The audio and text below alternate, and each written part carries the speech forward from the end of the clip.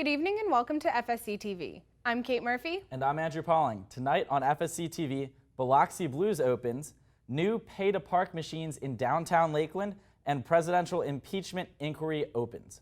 But first, Omicron Delta Kappa has invited 18 new members to join its circle at Florida Southern College.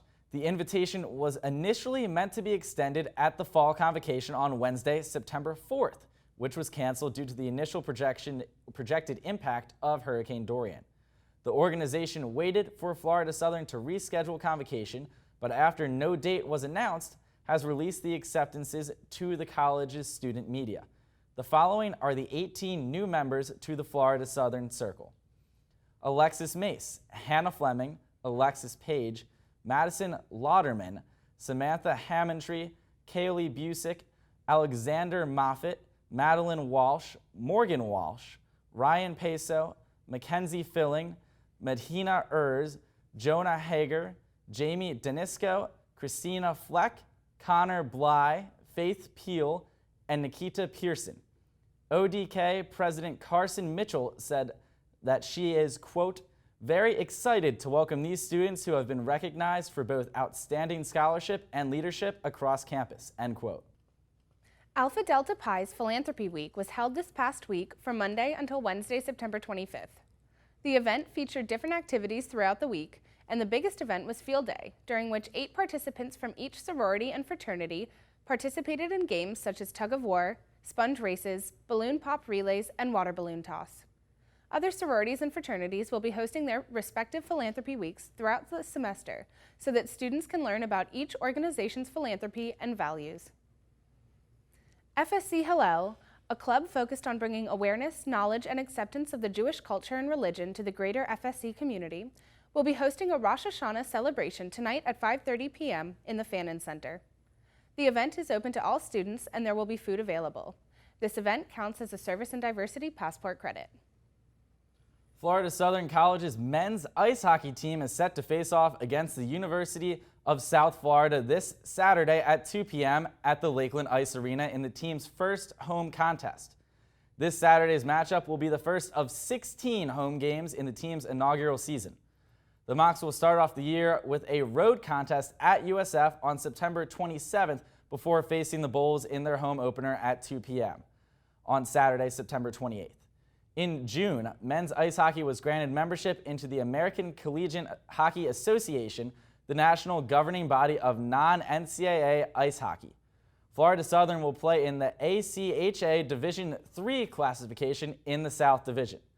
The team will play its home contest at the Lakeland Ice Arena, which is located on West Memorial Boulevard at the site of the former Interstate Lanes bowling facility.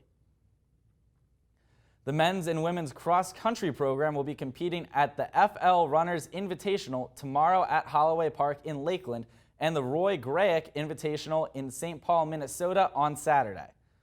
Volleyball plays Embry-Riddle at home tomorrow at 7 p.m. and Florida Tech on Saturday at 4 p.m. in the Jenkins Fieldhouse. Men's soccer will be in Fort Lauderdale on Saturday as they take on Nova Southeastern at 7 p.m. The women's soccer team will be at home taking on Nova Southeastern at 7 p.m. as well. Men's and women's tennis will be competing at the ITA South Regional in Pensacola, Florida this weekend. Florida Southern's theater department opens their season tonight at 7:30 p.m. in the Buckner Theater with the play Biloxi Blues. This play follows Eugene Jerome, a young Army recruit going through basic training during World War II in Biloxi, Mississippi. During his training, he meets up with a number of younger recruits, a Biloxi beauty, and a local prostitute. Directed by Mary T. Albright and stage managed by Mercedes Mendoza, the 9-person cast performs playwright Neil Simon's Tony Award-winning comedy this weekend and next Thursday through Saturday at 7:30 p.m. and this and next Sunday at 2:30 p.m. A Lakeland Police Department officer was fired last Monday after being arrested for filing a false child abuse report. William Long, 47, placed a report with the Department of Children and Families about concerns of abuse by a child's babysitter. Long wished to stay anonymous in the report and did not give his name or law enforcement officer status as is required by the law. The DCF found no indications of child abuse, and when they contacted Long, he claimed he no longer felt concerned. He is facing third-degree felony charges. Also fired last Monday was an Orlando Police Department officer, Dennis Turner, for arresting two 6-year-olds without proper approval.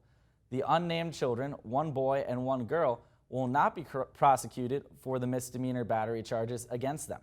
Turner did not get a supervisor's approval for the arrest, as police states must be done when arresting minors under 12. State Attorney Aramis Ayala said, quote, "These very young children are to be protected, nurtured, and disciplined in a manner that does not rely on the criminal justice system to do it," end quote. 3 parking lots got new pay-to-park machines in downtown Lakeland, replacing machines many found confusing. The new machines are more user-friendly and use license plates rather than space numbers, allowing parking to be transferable from one lot to another. Additionally, the machines will not accept payments after pay-to-park hours are over. The new machines were installed at Lot D, next to Mitchell's Coffee House, the Munn Park Lot, and Main Street Garage.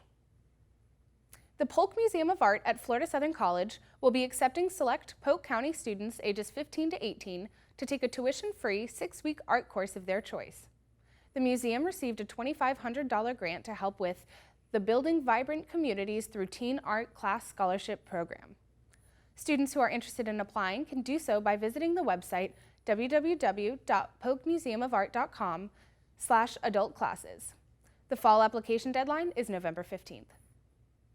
The victim in the 2016 Brock Turner sexual assault case published a memoir of her experiences on Tuesday. Her name is Chanel Miller, though she previously identified as Jane Doe to remain anonymous. The memoir, titled Know My Name, chronicles her experiences after the assault and how she tried to make sense of it and how it changed her life. Miller explained, quote, "Before, I wanted the assault to not be a part of my life, and that was the goal. Now it's accepting that it will always be a part of my life, and I just figure out where it lives inside my life," end quote. The Intergovernmental Panel on Climate Change released a report Tuesday on the world's oceans and cryosphere, Earth's frozen water systems. The report claims climate change is straining the ocean and threatening various factions of life. According to the report, warmer oceans and rising sea levels contribute to high levels of water or high-level storms, such as 2017's Hurricane Harvey. The report has high confidence that, quote, "Enabling climate resilience and sustainability development depends critically on urgent and ambitious emissions restrictions coupled with coordinated, sustained, and increasingly ambitious adaptation actions," end quote. House Speaker Nancy Pelosi announced Tuesday that the House will start an impeachment inquiry into Donald Trump, despite previous reluctance to do so. According to her announcement, various instances have prompted the inquiry, including Trump's admittance to asking the president of Ukraine to investigate former Vice President Joe Biden and his son.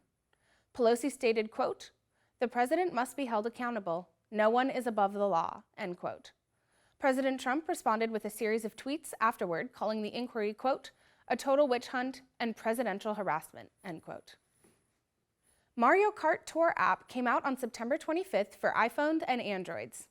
The game is free to play and is a little different than its predecessors because, unlike Nintendo, the player's cart will always be moving forward, and the player controls the direction that the cart takes by sliding their finger along the screen.